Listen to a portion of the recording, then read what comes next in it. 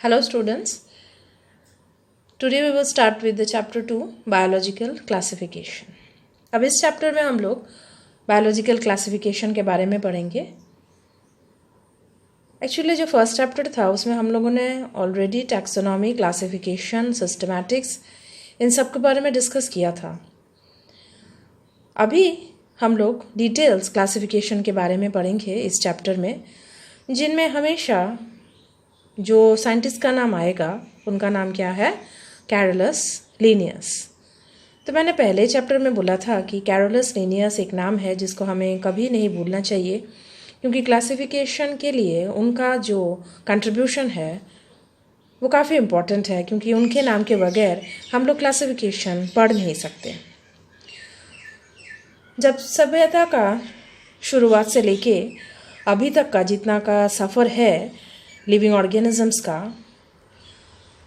तो उसमें कुछ जो इम्पोर्टेंट कैरेक्टरिस्टिक्स देखा है साइंटिस्ट लोगों ने, उन्हीं के हिसाब से क्लासिफिकेशन मतलब ऑर्गेनिजम्स का, लिविंग ऑर्गेनिजम्स का जो पर्याय क्रम है उसको किया गया है. और इस पर्याय क्रम को आगे बढ़ाने के लिए हम लोगों को लिनियस के बारे में जानकारी लेना चाहिए, क्योंकि classification was based on the study of Carolus Linnaeus. और एरिस्टोटल सबसे पहले स्टार्टिंग किया था. उन्होंने कुछ क्लासिफिकेशन का साइंटिफिक बेसिस देने के लिए उन्होंने पहले ट्राई किया था. Aristotle was the father of biology, और उन्होंने कुछ साइंटिफिक बेसिस तय किया था पर्यायक्रम के लिए. और उन्होंने कुछ हल्का और सिंपल कैरेक्टरिस्टिक्स चुना था ताकि प्लांट्स को किस किस कैटेगरी में क्लासीफाई कर सके वो देख सके वो. तो जो कैरेक्टरिस्टिक फीचर्स उन्होंने देखा था, बाहरी हिस्सा जैसे कि प्लांट्स में क्या क्या होता है, ट्रीज, श्रब्स एंड हर्ब्स. 3 तरह के पौधे, ट्रीज, श्रब्स एंड हर्ब्स, उसको कैसे क्लासीफाई किया था, कैसे उनको डिवाइड किया था, by seeing their external features.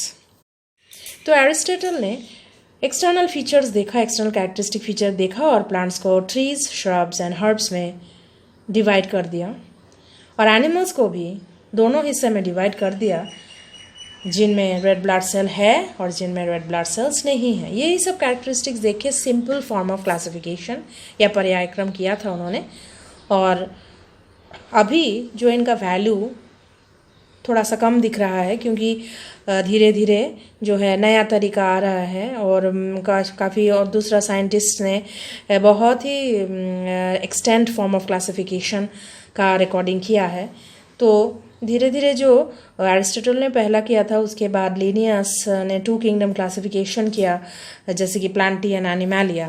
जब plant kingdom and animal kingdom में दोनों ऑर्गेनिजम्स को, जैसे लिविंग ऑर्गेनिजम्स को दोनों कैटेगरी में डिवाइड कर दिया.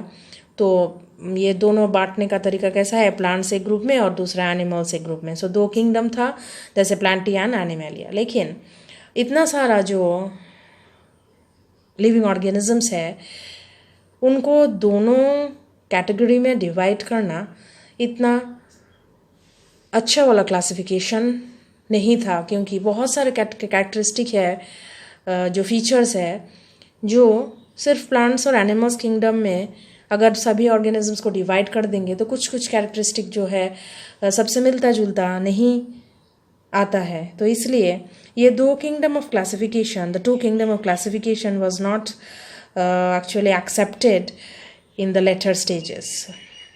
अभी क्या हुआ, इसमें से क्या क्या फीचर्स जो दिखाई देता है जो कि ठीक मेल नहीं खाता है, जैसे कि यूकैरियोट्स एंड प्रोकैरियोट्स के बारे में कुछ जानकारी नहीं मिलता है अगर हम लोग प्लांटी एंड एनिमैलिया के बारे में सिर्फ देखेंगे. तो यूनिसेलुलर, मल्टीसेलुलर ऑर्गेनिजम्स के बारे में भी कुछ पता नहीं चलता है अगर प्लांटी एंड एनिमैलिया देखेंगे तो.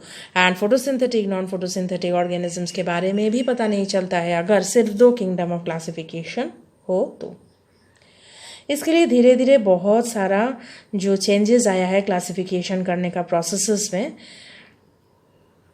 और बहुत सारे ऑर्गेनिजम्स है कि जो प्लांट में ही नहीं है, एनिमल भी नहीं है, सो उनको कहाँ डालेंगे, ये सब सोचते हुए साइंटिस्ट आगे बढ़े और बेसिक कैरेक्टरिस्टिक जैसे सेल का स्ट्रक्चर, सेल वॉल का स्ट्रक्चर, कैसे खाना खाता है, कहाँ रहता है, कैसे रिप्रोडक्शन होता है, और फिर इवोल्यूशन और रिलेशनशिप कैसा है, मतलब पहले एंसेस्टर्स लोग कैसे थे, अभी क्या है, ये सब जो कैरेक्टरिस्टिक फीचर्स है ये सब को मिला के फिर जो मतलब किंगडम आता है वो 2 कैटेगरीज में अगर डिवाइड करेंगे एनिमल्स को तो उसमें इंक्लूड नहीं होता है। तो इसलिए फर्दर स्टडी करने के बाद R.H. Whittaker found out 5 kingdom of classification. अब R.H. Whittaker साइंटिस्ट जो है 1969 he propose the 5 kingdom of classification. अब साइंटिस्ट लोग पहले प्रपोज करते हैं, उसके बाद उसको लॉ में बदल देते हैं। तो पहला प्रपोजल आया था किसके पास से, R.H. Whittaker से, for proposing 5 kingdom classification which includes the different categories और kingdoms name by Monera, Protista, Fungi, Plantae and Animalia. तो इसका नाम बाद में हम लोग देखेंगे, लेकिन किस बेसिस पे ये क्लासिफिकेशन हुआ या फिर क्राइटेरिया क्या क्या है, जैसे कि सेल स्ट्रक्चर, सेल का कैसे स्ट्रक्चर है ये देखने के बाद, फिर थैलस का ऑर्गेनाइजेशन मतलब कैसे फैला हुआ है, बॉडी पार्ट्स क्लियरली विजिबल है कि नहीं प्लांट में, रूट्स, स्टेम्स, फ्लावर्स ये सब है कि नहीं या फिर सिंपल स्ट्रक्चर है, रिप्रोडक्शन का बेसिस में, न्यूट्रिशन कैसे होता है, खाना कैसे खाता है, प्रोसेस ऑफ न्यूट्रिशन क्या है, and the phylogenetic relationship. That means phylogenetic relationship का मतलब क्या है कि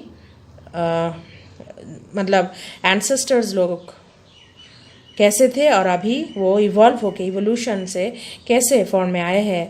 this relationship is called the phylogenetic relationship. मतलब पहले ग्रैंडफादर्स लोग कैसे थे, एंसेस्टर्स कैसे थे, उसका प्लांट, अगर ग्रैंडफादर्स हम लोग का, ह्यूमन बीइंग का, तो एनिमल्स का भी ऐसा सोचा, मतलब अदर एनिमल्स का भी सोचा जाएगा कि एंसेस्टर्स लोग कैसे थे, और प्लांट्स का भी बहुत साल पहले, सालों पहले वो प्लांट कैसा था और अब क्या से जनरेट हुआ है। यही सब रिलेशनशिप क्या है, phylogenetic relationship relating to the evolution. So यही सब पढ़ने के बाद फिर 5 किंगडम्स ऑफ क्लासिफिकेशन आता है, जिसका हम लोग डिटेल्स में डिस्क्राइब करेंगे चार्ट देख के। तो आगे का कंटिन्यू करते हैं। अभी हम लोग चार्ट देख के देखेंगे कि क्या लिखा हुआ है इसमें। तो चार्ट में जो 5 किंगडम्स क्लासिफिकेशन है उसमें Monera, Protista, Fungi, Plantae and Animalia है। सो यहाँ पर हम लोग देख सकते हैं कि Monera, Protista, Fungi, Plantae and Animalia, these are the 5 kingdoms of classification. उसमें कैरेक्टरिस्टिक क्या है, पहला सेल टाइप। मोनेरा को देखो प्रोकैरियोटिक है, जहाँ पर हम लोग बात करेंगे कि प्रोकैरियोटिक में न्यूक्लियस का जो सेल, हर एक सेल में न्यूक्लियस जो होता है except the RBC, red blood cell, तो जो सेल का मतलब न्यूक्लियस जिसमें मेम्ब्रेन नहीं है, न्यूक्लियर मेम्ब्रेन नहीं है, बाहर इसमें कोई कवरिंग नहीं है, उसको बोलते हैं क्या, प्रोकैरियोटिक। तो प्रॉपर न्यूक्लियस यहाँ पर नहीं दिखाई देता है, सिर्फ एक मास दिखाई देता है, that is called prokaryotic. So Monera is prokaryotic, Protista, Fungi, Plantae, Animalia चारों ही यूकैरियोटिक है। दैट मीन्स इसमें क्या है, न्यूक्लियर मेम्ब्रेन। सो मेम्ब्रेन मतलब बाहरी हिस्से में एक कवरिंग। तो जैसे कि हम लोग अभी इसमें दिखा सकते हैं कि ये जो न्यूक्लियस है प्रोकैरियोट्स में कैसा होगा। Suppose this is a prokaryotic cell और ये इसका न्यूक्लियस में कोई बाउंड्री या मेम्ब्रेन नहीं होगा, तो ये ऐसे फैला हुआ दिखाई देगा, ठीक है, कोई प्रॉपर शेप नहीं है। और जो यूकैरियोट्स है उसमें न्यूक्लियस है तो न्यूक्लियर मेम्ब्रेन भी है और ये ऐसा दिखाई देगा with a proper shape. So this is prokaryote and this is eukaryote, ठीक है। तो यूकैरियोट में प्रॉपर न्यूक्लियस, मेम्ब्रेन, न्यूक्लियस का मेम्ब्रेन है, so proper well defined nucleus, और प्रोकैरियोट्स में वेल डिफाइंड न्यूक्लियस नहीं है। सेल वॉल, अभी सेल वॉल के बारे में देखते हैं। सेल वॉल मतलब सेल का बाहरी हिस्सा। So mostly absent in animal cell. अभी मोनेरा में क्या है, non cellulosic polysaccharide plus amino acid. तो मैक्सिमम प्लांट्स का जो सेल वॉल है उसमें सेलुलोज प्रेजेंट होता है, लेकिन जो मोनेरा है उसमें नॉन सेलुलोज है, मतलब सेलुलोजिक सेल वॉल नहीं होता, उसमें पॉलीसेकेराइड एंड एमिनो एसिड है। प्रोटिस्टा कुछ कुछ में जो है सेल वॉल प्रेजेंट होता है। फांगी में सेल वॉल है लेकिन सेलुलोज नहीं है। और प्लांटी मतलब प्लांट्स में हमेशा सेलुलोज होगा सेल वॉल में, और एनिमल्स में सेल वॉल नहीं होते, इसलिए एनिमल सेल फिक्स शेप का नहीं होता। ठीक है, तो इसलिए सेल वॉल नहीं होता है एनिमल सेल में, और प्लांट में हमेशा क्या प्रेजेंट होता है, cellulose in the cell wall. Next is nuclear membrane. हम ही आप लोगों ने अभी जो देखा प्रोकैरियोट में न्यूक्लियर मेम्ब्रेन नहीं है, तो प्रोकैरियोट 6 है मोनेरा, तो इसमें न्यूक्लियर मेम्ब्रेन नहीं है। प्रोटिस्टा यूकारियोटिक, तो हर एक यूकारियोटिक में न्यूक्लियर मेम्ब्रेन जो है प्रेजेंट होगा, प्रोकैरियोटिक में नहीं होगा। ठीक है, बॉडी का ऑर्गेनाइजेशन क्या है, सेल्यूलर। बॉडी में क्या होगा, सेल्स। प्रोटिस्टा में सेल्स। फांगी में मल्टी सेलुलर, मतलब एक सेल नहीं होता है, एक से ज़्यादा। प्लांटी में क्या होगा, cells combine to form tissues, tissues combine to form organ, क्योंकि प्लांट्स में बहुत सारे पार्ट्स होते हैं। और एनिमल में भी tissue, organ, organ systems. Cells से कंबाइन करेंगे तो टिश्यू, टिश्यू कंबाइन करेंगे तो organ, and organ combine to form the organ system. तो यही तरीका है। And the mode of nutrition, कैसे खाना खाते हैं, autotrophic, chemosynthetic and photosynthetic and heterotrophic, saprophytic और पैरासाइटिक। सो जो मोनेरा जो खाना खाता है उसका किसका तरीका है, ऑटोट्रोफिक, मतलब खुद खाना बना लेगा। All green plants are autotrophic, आप लोग जानते हैं, खाना खुद बनाता है। तो बैक्टीरिया इस मोनेरा का एग्जाम्पल है, तो ऑटोट्रोफिक है। फोटोसिंथेटिक भी, मतलब अगर ग्रीन कलर है तो फोटोसिंथेसिस से खाना बना लेगा। एंड केमोसिंथेटिक, इनऑर्गेनिक फॉर्म्स जैसे कि नाइट्रोजन ये लेके वो ऑर्गेनिक फॉर्म में बदल के अपना एनर्जी ले सकता है। That is called what, chemosynthetic autotrophic Monera. और हेटरोट्रोफिक, या फिर वो खाना अगर नहीं बना सकता है तो कैसे खाएगा, डेड बॉडीज़ के ऊपर खाना मिल जाएगा उसे।